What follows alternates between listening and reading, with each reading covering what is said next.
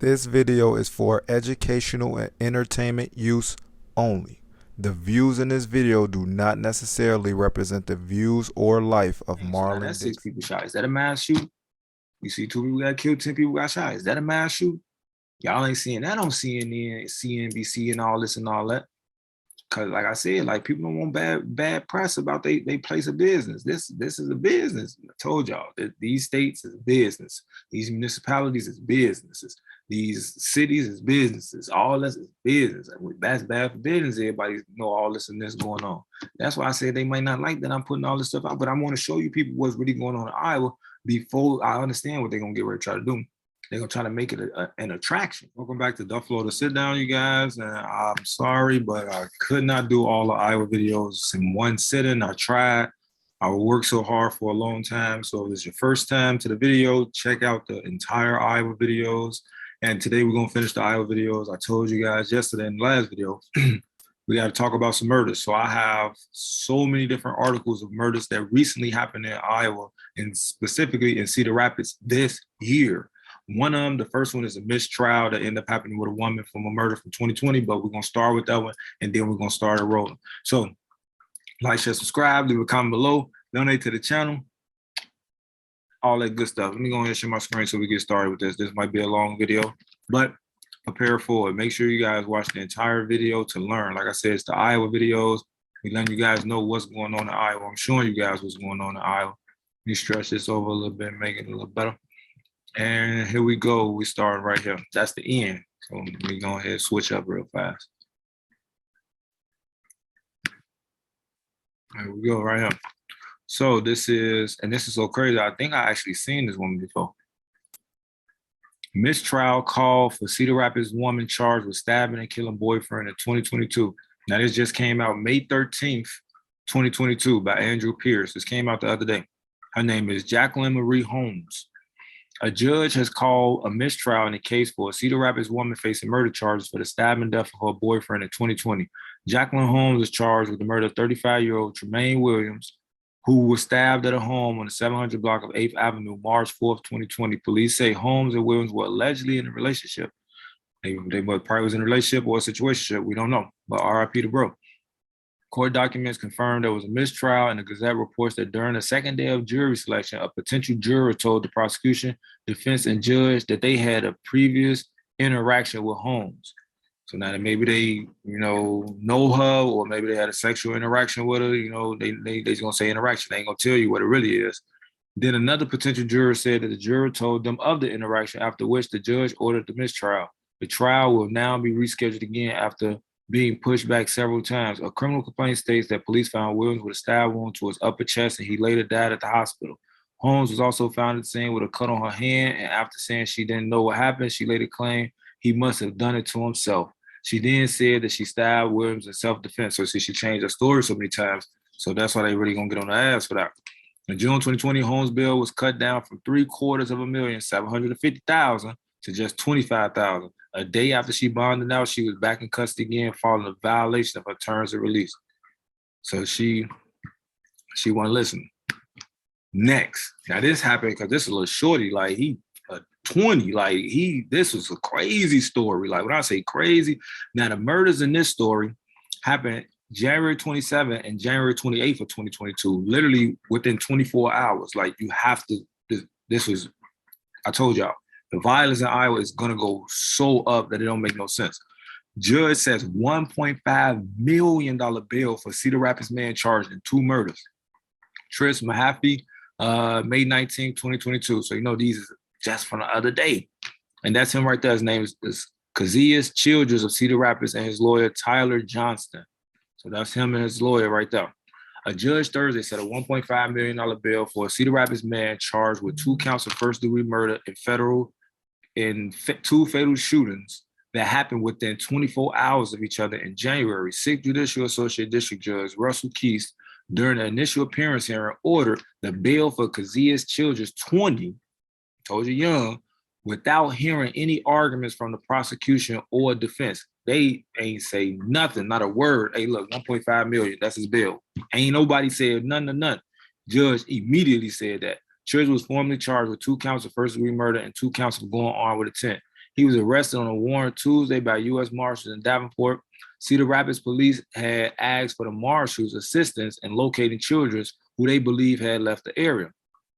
Children is accused of fatally shooting Cordell R. Lewis, RP 19, and Kevon I. Johnson, RP 22, on January 27 and January 28. Lewis's father attended the hearing, but immediately left the courtroom, and the two Cedar Rapids police officers walked with him out of the courthouse.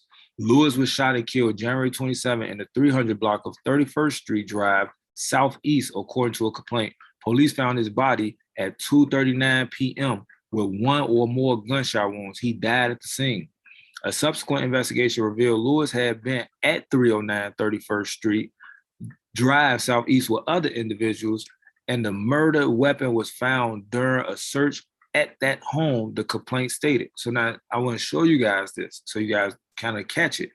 Lewis was shot and killed right here, and the subsequent investigation revealed that Lewis had been at, so where he got found at was literally probably like two houses or one house down from where he was seen, and they found the gun at this house, the house that he was at.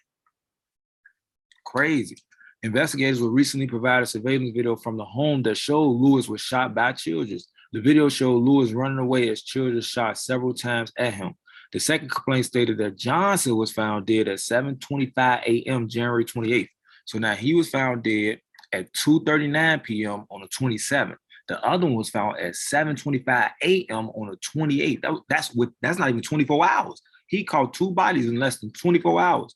And my theory was, when I first read the articles, because this put everything together, but when I first read these articles back to back, like this person got killed, then that person got killed, I said, whoever killed that first person killed that second person, because the second person must have been with him during the first murder, and he probably thought he was going to say something, so then he ended up killing him. That was my theory. That's a theory. I don't know what happened. We're going to find out after the investigation. So he was found at 7:25 a.m. January 28th in the parking lot of Cedar Valley Park, 2250 Blakely Boulevard, Southeast. The cause of death appears to be gunshot wounds. So if he was found in the park, or was he in a car? No, he was just in the park a lot with gunshot wounds. Investigation showed Johnson had been at the Come and Go 1420 Mount Vernon Road, which is right around the corner from that park, in a vehicle with children within minutes of another video and audio clip that showed a vehicle matching the same description entering Cedar Valley Park and multiple gunshots being fired. So they got him on a Come and Go camera, both of them together in the same car. The dude that killed them and the dude that got killed. They literally got a video of them leaving a gas station together. Another video and audio of them going into this park together, and then the audio of the gunshots. So this is it's getting crazy. I told you, it's so small here. It's so much stuff. So let me see. It was something else on here. So now right here. Let's see. They said the complaints don't provide a motive or connection of any between the two victims or children. Lynn County Attorney Nick Maybank said Thursday they were associates but declined to provide further information. The only known connection between Lewis and Johnson, which is the two people that was murdered, is that Lewis and two other men were charged with assaulting Johnson June 17, 2020. Lewis pleaded guilty to assault causing bodily injury, a serious misdemeanor, and served time in Lynn County Jail. Christian Emedy and Marshawn Jeffries also were charged in the assault of Johnson. Emedy and Jeffries were sentenced in January in the June 18, 2020 murder of Malik Sheets. So now look, Christian and Marshawn assaulted Lewis, assaulted Johnson, and Lewis, and two. So no, they assaulted Johnson on the June 17th, and then the next day both of them end up committing the murder of Malik Sheets on the 18th. This was so crazy.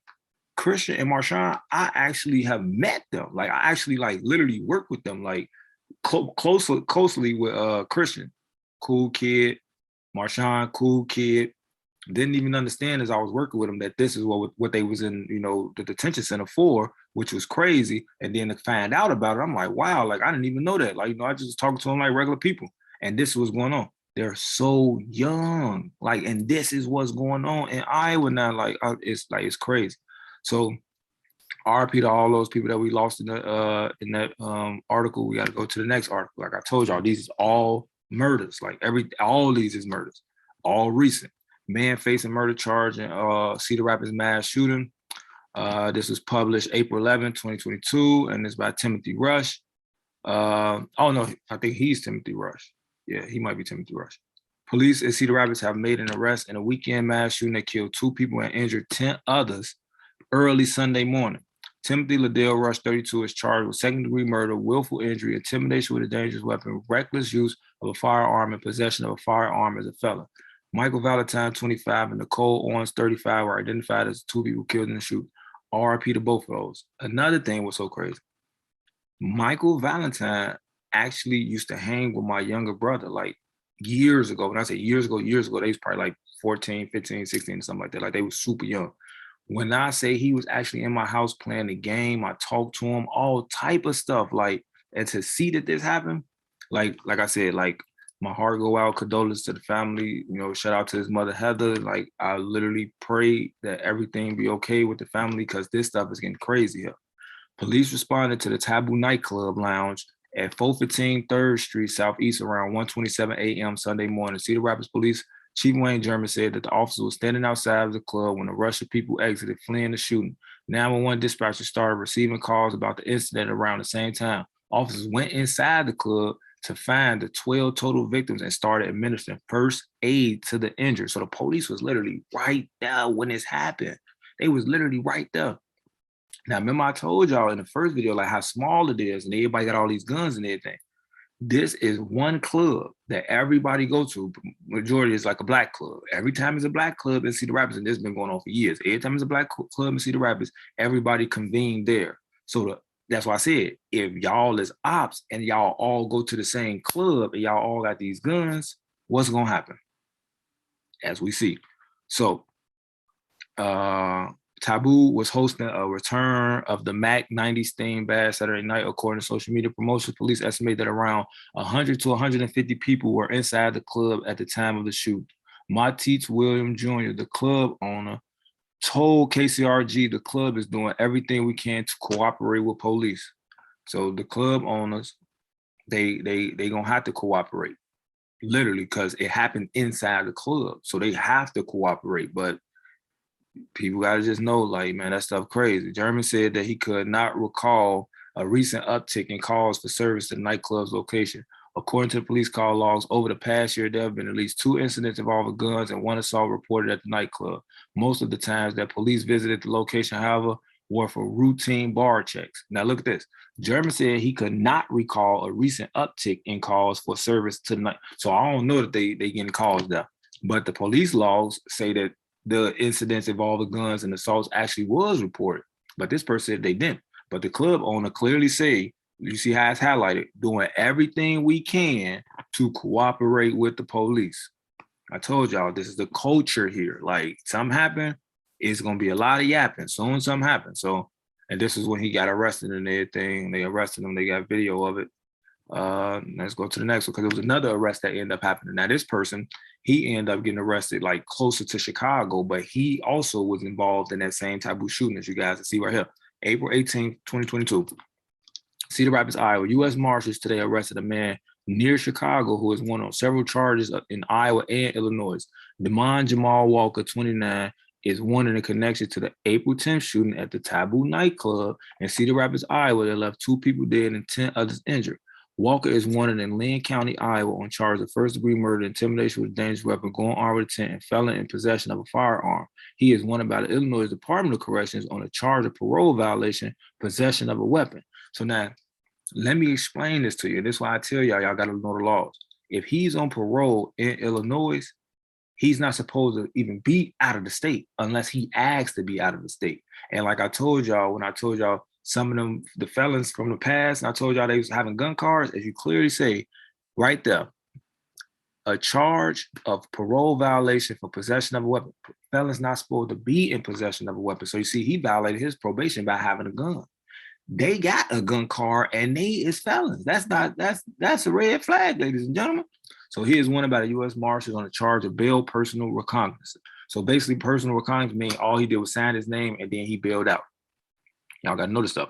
On the morning of April 11, investigators with the Cedar Rapids Police Department contacted the Northern Iowa Fugitive Task Force requesting assistance in the location and apprehension of Walker.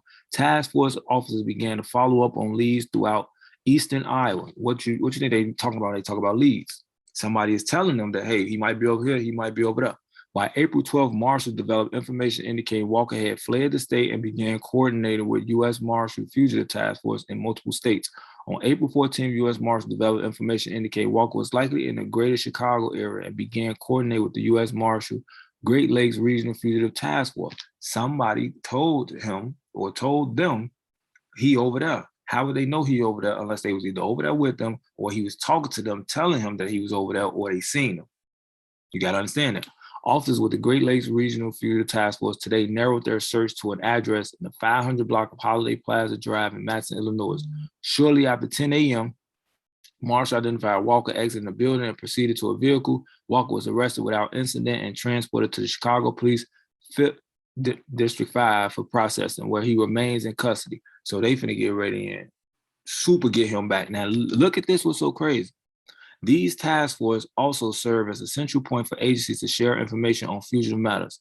The Northern Iowa Fugitive Task Force compromises officers from the U.S. Marshal Service, U.S. Immigration and Customs Enforcement, Lynn County Sheriff's Office, Cedar Rapids Police Department, Waterloo Police Department, Marion Police Department, Sioux City Police Department, Nebraska State Patrol, Iowa Division of Criminal Investigation, and the Iowa Department of Correction. This is so many different agencies working together to apprehend people. All of them got informants calling them, telling them, hey, over there, we saw him over there, he doing this. Let me go ahead, call my friend that know him, and I'm gonna ask my friend about it. I told you, it's the culture. Next article. This video is for educational and entertainment use only. The views in this video do not necessarily represent the views or life of Marlon Dixon.